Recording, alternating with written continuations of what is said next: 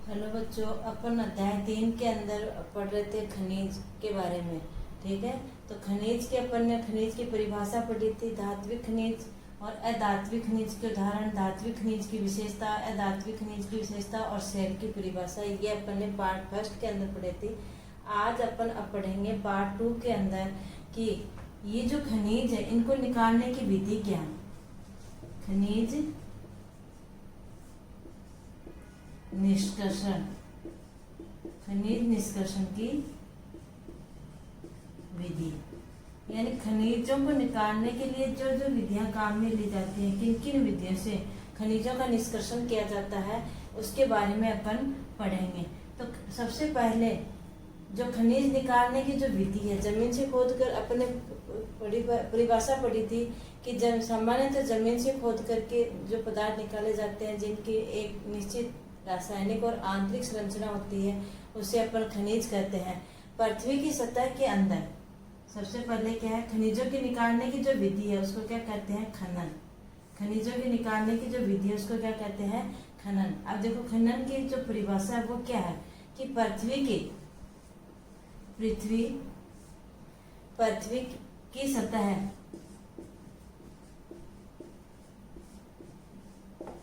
के अंदर,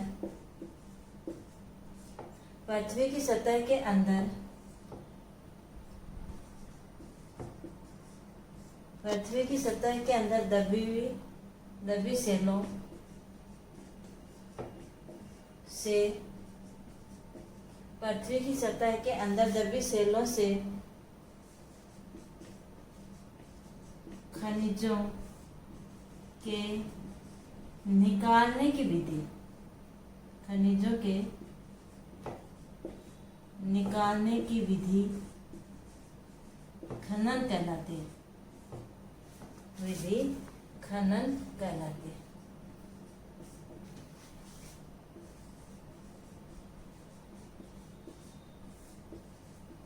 ठीक है, किसके बारे में पढ़ रहे हैं अपन, खनिजों की निकालने की जो विधि है। तो जो खनिज निकालते हैं उसको क्या कहते हैं, खनन कहते हैं। पृथ्वी की सतह के अंदर दबी हुई जो सेलें होती हैं, उन सेलों से खनिजों को निकालने की जो विधि है उसको क्या कहा जाता है, खनन कहा जाता है। सामान्य तौर पर खनिजों के निष्कर्षण की जो विधियां हैं उसे 3 भागों में बांटा गया है। कौन कौन सी है, पहली विधि है खनन, दूसरी है प्रवेधन और तीसरी है आखनन। अर्थात खनिज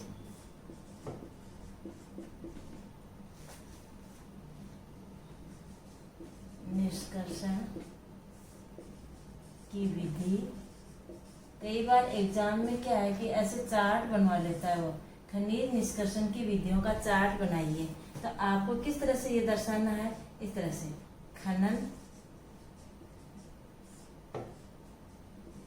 प्रवेधन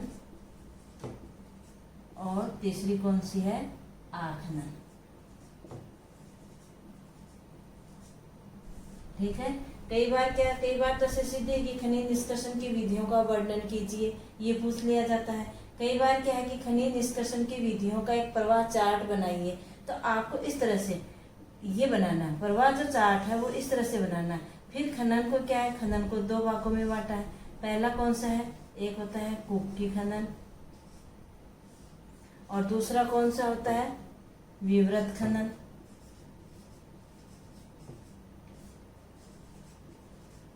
ठीक है, प्रवाह चार्ट के अंदर इस तरह से अपन इसको बांट देंगे। खनिज निष्कर्षण में पहला खनन, दूसरा प्रवेधन, तीसरा आखनन। खनन को फिर 2 भागों में बांटा गया है, एक कुक्की खनन और दूसरा क्या है, विवृत खनन। खनन की परिभाषा अपन ने पढ़ ली कि पृथ्वी की सतह के अंदर दबी हुई जो सेल होती हैं, उन सेलों के अंदर जो खनिज होते हैं उनको निकालने की जो विधि है वो खनन कहलाती है। अब अपन आगे पढ़ते हैं खनन की जो 2 परिभाषाएं हैं उनके बारे में।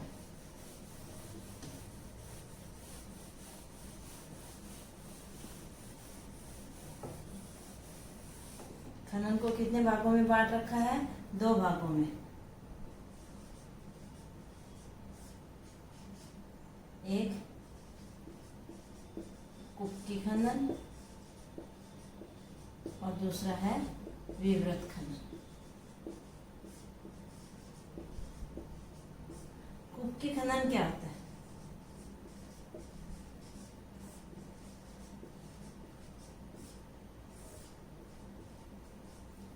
कुक्की खनन में जो खनिज अधिक गहराई अधिक गहराई में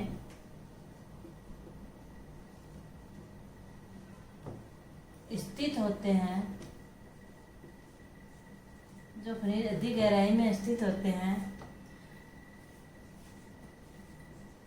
उनको निकालने के लिए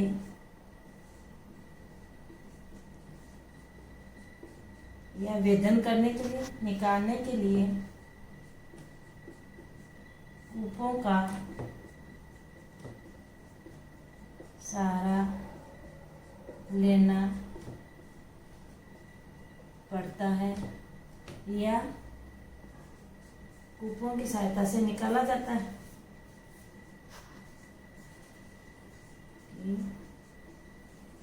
सहायता से निकाला जाता है, उसे कुक्की खनन कहते हैं।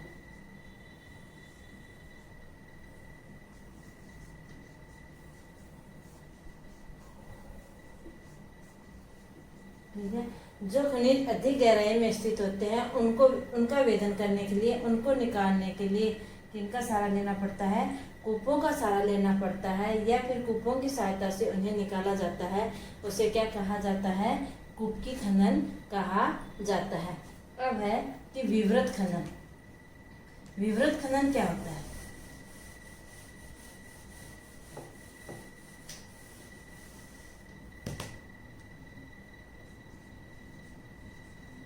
विवृत खनन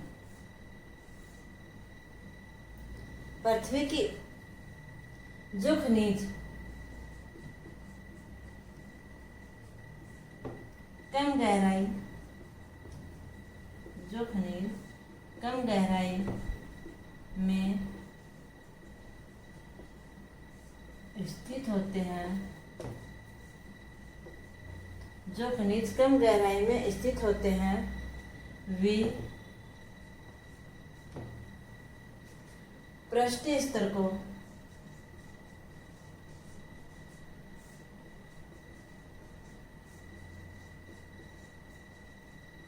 हटाकर निकाले जाते हैं। यानी ये ज्यादा, इनमें कोई गहरा नहीं होता, जमीन में ज्यादा गहराई तक नहीं होता, ऊपरी परत को हटा करके ही इन खनिजों को क्या कर लिया जाता है? निकाल लिया जाता है, को हटा करके निकाले जाते हैं। ऐसे खनन को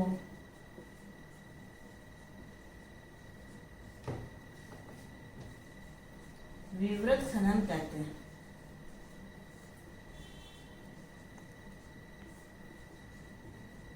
यानी भूमि की ऊपरी सतह पर जो खनिज पाए जाते हैं उन्हें हटाने के लिए कोई विशेष प्रकार की मशीनों का उपयोग नहीं किया जाता है। थोड़ी सी परत को हटा करके पृष्ठ स्तर को ही हटा करके ही निकाले जाते हैं, उनको क्या कह दिया जाता है? विवृत खनन कह दिया जाता है, उन्हें विवृत खनन कहते हैं। अब आता है, ये तो खनन हो गया, और अब आता है प्रवेधन। प्रवेधन क्या है? धरातल से बहुत नीचे स्थित, यानी धरातल से बहुत ज्यादा नीचे स्थित जो खनिज होते हैं, धरातल से बहुत नीचे जो खनिज पाए जाते हैं उन्हें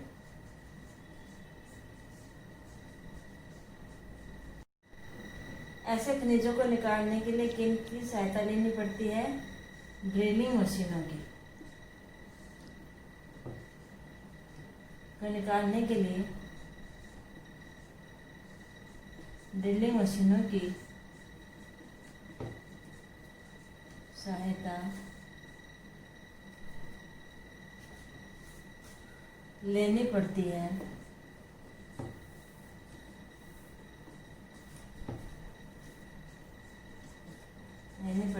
अर्थात ड्रिलिंग मशीनों की सहायता से जो खनिज निकाले जाते हैं उनको क्या कहते हैं?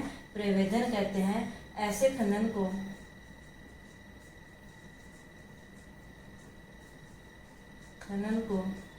प्रवेदन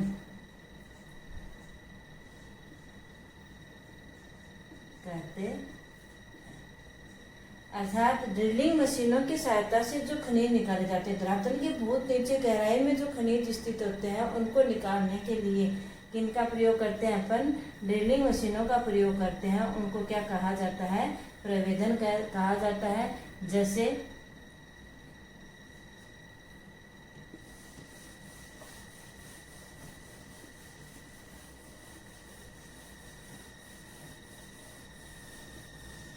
अपन अगर ड्रिलिंग इसका प्रवेदन का उदाहरण देखें कि प्रवेदन विधि से जो खनिज निकाले जाते हैं, जैसे पेट्रोलियम,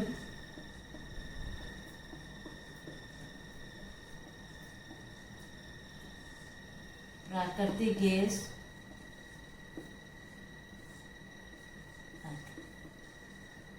तो ड्रिलिंग मशीन की सहायता से जो खनिज निकाले जाते हैं, धरातल में काफी गहराई में स्थित होते हैं, उन्हें क्या कहते हैं? प्रवेदन विधि कहते हैं। जैसे पेट्रोलियम और प्राकृतिक गैस। अब आता है आखनन। आखनन सतह के निकट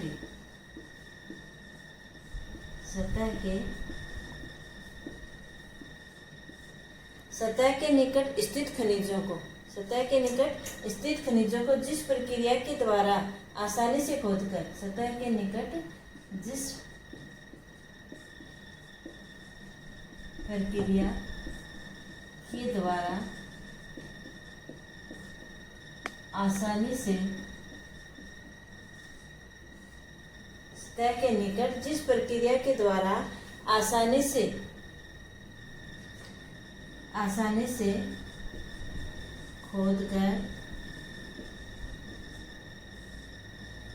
से खोदकर जिन खनिजों को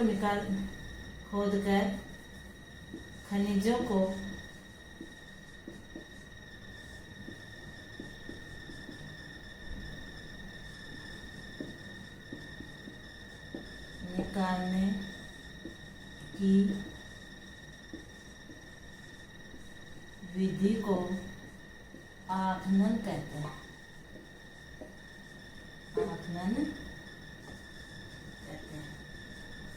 ठीक है। तो खनिज निष्कर्षण की 3 विधियां थी। पहली कौन सी थी? खनन, दूसरी प्रवेदन, तीसरी आखनन। खनन 2 प्रकार के थे, एक विवृत खनन, दूसरा कुक्की खनन। जो पृष्ठीय सतह के पास ही जो खनिज होते हैं उनको निकालने के लिए जो ऊपर की परत को हटा करके ही निकाला जाता है उसे विवृत खनन कहते हैं। कूपों की सहायता से जिन खनिजों को निकाला जाता है उन्हें कुक्की खनन कहते हैं। और ड्रिलिंग मशीन की सहायता से जो खनिज निकाले जाते हैं जो अधिक गहराई में स्थित होते हैं उनको क्या कहा जाता है? प्रवेदन विधि कहा जाता है। और जैसे पेट्रोलियम और प्राकृतिक गैस किस विधि के द्वारा निकाली जाती हैं? प्रवेदन विधि के द्वारा। आखनन कौन से होते हैं? कि सतह के निकट ही जिस प्रक्रिया के द्वारा खोद करके खनिजों को निकाला जाता है उस विधि को क्या कहा जाता है? आखनन कहा।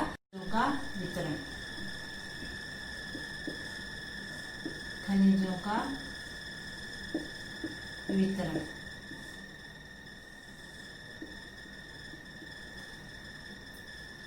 खनिजों के जो विभिन्न प्रकार के जो और कैंतरी सेलों के अंदर जो खनिज पाए जाते हैं, धात्विक प्रकार के खनिज वो होते हैं। अब अपन पढ़ते हैं अवसादी सेलों में पाए जाने वाले खनिज की। अवसादी सेलों में पाए जाने वाले खनिज के अवसादी सेलों के अंदर कौन से खनिज पाए जाते हैं। ठीक है, अवसादी सेलों के अंदर कौन से खनिज पाए जाते हैं? अधात्विक खनिज। कौन से पाए जाते हैं? अधात्विक। अधात्विक खनिज कौन से हैं? आपको पढ़ा दिया। जिनमें धातु का अंश नहीं पाया जाता है वो सब क्या कहलाते हैं? अधात्विक खनिज पाए कहलाते हैं। ठीक है ना। अब अधात्विक खनिज के अंदर जैसे ईंधन,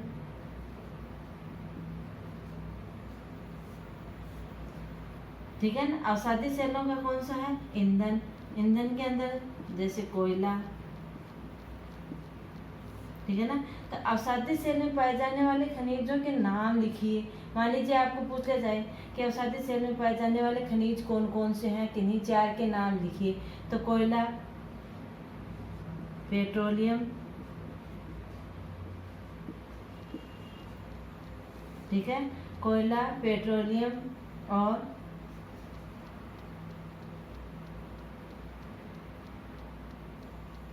चूना पत्थर। और इस चूने पत्थर से उच्च और ताप व दाब के कारण ये चूना पत्थर जब संगमरमर में परिवर्तित हो जाता है तब वो किस में कहलाएगा? कांतरी सेल के अंतर्गत आएगा। ठीक है, तो आगे अब अपन पढ़ते हैं आगे पेट्रोलियम। इनकी कई बार सिर्फ आपको उदाहरण ही पूछेगा या फिर खनिजों का वितरण किस प्रकार से का बताइए। तो आपको खनिजों के वितरण बताने हैं कि जो लोएस्क है वो सबसे ज़्यादा कहाँ है? उत्तरी स्वीडन के अंदर है। तांबा और निकिल के निक्षेप कहाँ पाए जाते हैं? तांबे और निकिल के निक्षेप कनाडा के ओंटारियो के अंदर पाए जाते हैं। और लोहा, निकल, क्रोमाइट, प्लेटिनम ये सब कहाँ पाए जाते हैं? दक्षिणी अफ्रीका में। तो इस प्रकार से जब ये खनिजों का वितरण पूछा जाता है। अब अपन पढ़ते हैं कि आपकी बुक के अंदर क्या है कि अलग अलग महाद्वीपों के अंदर खनिजों का क्या दे रखा है? वितरण दे रखा है कि कौन से महाद्वीप में कौन से खनिज का सबसे ज़्यादा उत्पादन होता है या पाया जाता है। अब देखो, जो एशिया महाद्वीप है, महाद्वीप कितने हैं वो आप पढ़ के आए हो। एशिया महाद्वीप के अंदर कौन कौन से खनिज पाए जाते हैं और उनमें कौन जो खनिज पाए जाते हैं उनमें अग्रणी देश कौन से हैं? एशिया महाद्वीप में जो खनिज पाए जाते हैं उनमें अग्रणी देश कौन से हैं? तो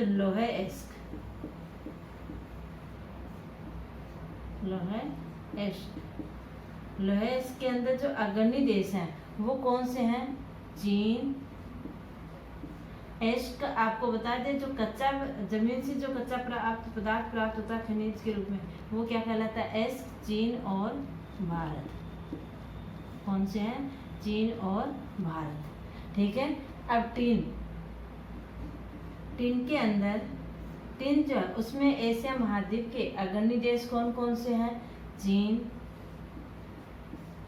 मलेशिया। अग्रणी देश कौन से हैं? चीन, मलेशिया, इंडोनेशिया,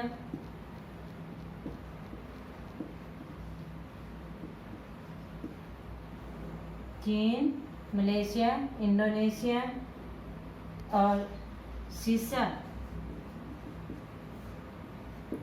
टंगस्टन। शीशे और टंगस्टन के अंदर कौन सा अग्रणी देश है? चीन। ठीक है। इसके पश्चात एशिया के अंदर, एशिया में काफी प्रचुर मात्रा में और कौन से खनिज पाए जाते हैं? मैग्नीज,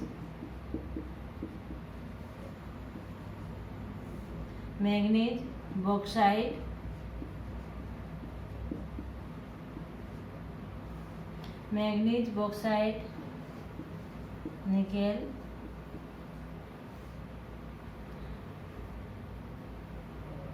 और तांबा। कौन कौन से निक्षेप पाए जाते हैं? और तांबे के निक्षेप पाए जाते हैं। ठीक है, तो पहले आज अपन ने क्या क्या है कि खनिज निष्कर्षण की विधियां पढ़ी थी। खनिज निष्कर्षण की विधियों के पश्चात अपन ने पढ़ा कि जो खनिजों का वितरण है वो कहाँ कहाँ है, किस प्रकार से है। तो खनिजों का जो वितरण है वो अपन ने पढ़ा कि अलग अलग दशाओं में भूवैज्ञानिक परिवेश के अंदर अलग अलग दशाओं में निर्मित होता है, फिर अलग अलग सेलों के अंदर पाया जाता है। सेल आपको बता दी मुख्य रूप से 3 प्रकार की सेल होती हैं, और उन तीनों सेलों के अंदर जो खनिज पाए जाते हैं, सेलों में जो खनिज पाए जाते हैं वो आपको बताया। फिर आगे अपने आता है कि अलग अलग महाद्वीपों के अंदर जो खनिजों का वितरण है वो किस प्रकार का है। तो एशिया, आज अब अपन पढ़ते हैं एशिया महाद्वीप का। आगे वाले पार्ट के अंदर पढ़ेंगे कि अफ्रीका महाद्वीप में उत्तरी अमेरिका, दक्षिणी अमेरिका, ऑस्ट्रेलिया, अंटार्कटिका आदि महाद्वीपों में किस प्रकार के खनिज पाए जाते हैं, कौन से उनके देश हैं जो खनिज उत्पादन की दृष्टि से अग्रणी है, ये आगे वाले पार्ट के अंदर अपन पढ़ेंगे। धन्यवाद। आगे आपको अगर अब कोई समझ में नहीं आया तो कमेंट बॉक्स में नीचे आता है लिंक, उसमें आप अपना लिख करके भेजें कि आपको क्या समझ में नहीं आया, वो आपको बता दिया जाएगा।